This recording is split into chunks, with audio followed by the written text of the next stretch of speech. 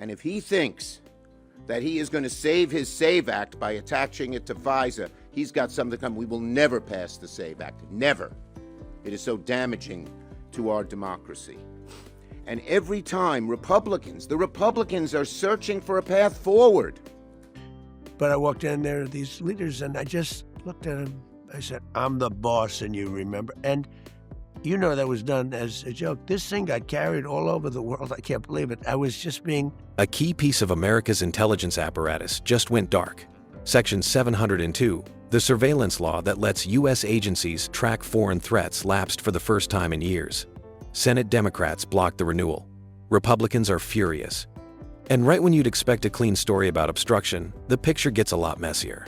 Because the same week this fight broke out, President Trump blew up his own party's plan to fix it not once, but twice. This is the story of a Senate showdown that started as Democrats versus Republicans and turned into something far more chaotic. Let's break down exactly what happened and who actually did what. How the showdown started. Here's the chain of events, laid out in order.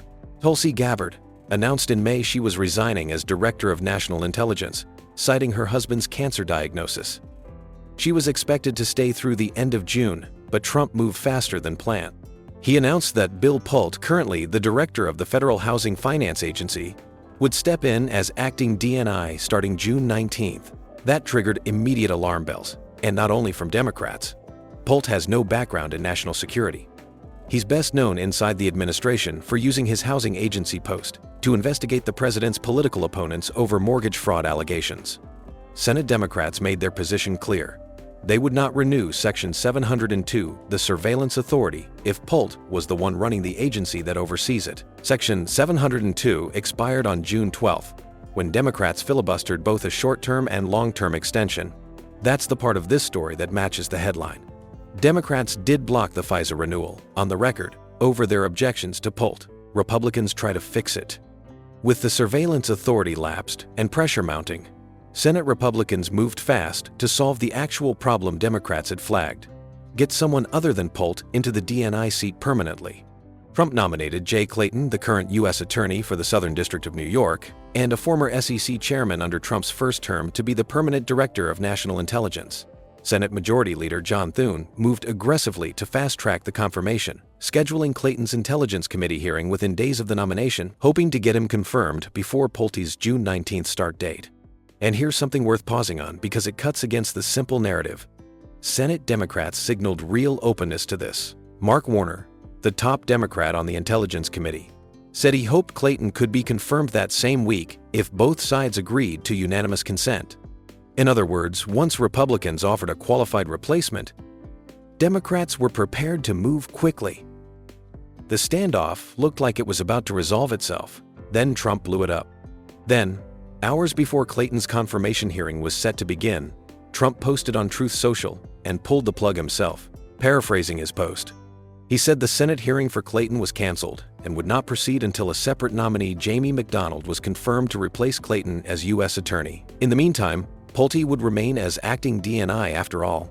Trump went further, tying the whole fight to a completely separate piece of legislation: the Save America Act, his election integrity and voter ID bill, which Senate Republicans had already acknowledged doesn't have the 60 votes needed to pass. He said he would not approve a FISA renewal unless that bill passed alongside it. He also claimed, paraphrased, that Republicans had fallen into a trap by agreeing to fast-track Clayton without getting anything in return. This is the moment where the story stopped being a simple Democrats versus Republicans fight and became something else entirely. Trump wasn't blocking a Democratic maneuver here. He was blocking his own party's plan on a nominee he himself had just put forward. Senate Intelligence Chairman Tom Cotton, a Republican, and a Trump ally, initially pushed back, saying the committee would proceed with Clayton's hearing unless the president specifically ordered him not to appear. 2 hours later, Trump did exactly that, and Cotton was forced to announce the hearing was off. He called it, quote, regrettable. Reactions from both sides. The reactions to this moment tell you a lot about how unusual it actually was. Senate Minority Leader Chuck Schumer didn't mince words, saying, paraphrased, that Trump had twisted himself into knots, trying to make it impossible to reauthorize FISA, and that he was embarrassing his own Republican colleagues in the process. Mark Warner went further, calling it, quote, An extraordinary display of dysfunction from a president who seems determined to turn America's national security into a political bargaining chip. Warner specifically said the biggest obstacle to resolving this had not been Senate Democrats or Senate Republicans. That's a notable statement, the top Democrat on the Intelligence Committee, placing the blame for the ongoing impasse on the president, not on his own conference or the opposing party. On the Republican side, Senator Kevin Cramer offered a more measured take, suggesting Trump's strategy was to attach his priorities to a must-pass bill, but acknowledging the risk. Must-pass legislation, he said, paraphrased, is only must-pass until Democrats decide they don't want to pass it. He noted Thune was wise to resist linking the two fights. So to summarize where things actually stood, Democrats blocked FISA over POLT. Republicans found a fix. Democrats were ready to accept that fix. And then the president himself blocked his own party's fix, tying it to a bill that doesn't have the votes to pass anyway. The broader pattern. An emboldened opposition. Stepping back from this one episode, it fits a broader pattern that's worth understanding. Reporting from the Washington Post and ABC News describes Senate Democrats as increasingly emboldened in their fights against the administration over the past year, willing to block even traditionally bipartisan legislation. Leverage. A sharp departure from a year earlier, when Democratic leader Schumer faced internal criticism for cooperating with Republicans to avoid a shutdown. Since then, Democrats have forced government shutdowns, slowed numerous Trump nominations through procedural delays, and now added the FISA blockade to that list. Separately, Senate Democrats have also introduced legislation, the Drain the Slush Fund Act, aimed at restricting a Justice Department fund Republicans had set up, which Democrats argued could be used to direct taxpayer money toward the president or his associates. The DOJ ultimately scrapped that fund the same day the bill was introduced. Whether you view this pattern as principled resistance or pure obstruction probably depends on your politics.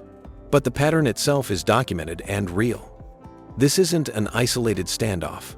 It's part of a broader shift in how the minority party is using the tools available to it in a Republican-controlled Congress. The close. Who actually won this round? So who actually comes out ahead in this particular showdown? It's genuinely hard to call a clean winner.